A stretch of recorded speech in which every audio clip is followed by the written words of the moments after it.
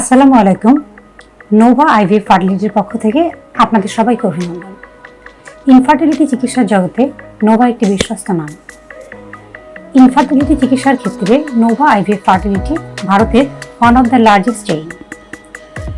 বাংলাদেশেও দুটি সেন্টারের মাধ্যমে নোভা তার আন্তর্জাতিক মানের ইনফার্টিলিটি পরিষেবা দিয়ে যাচ্ছে, একটি বসুন্ধরায়, একটি পান্থপথে।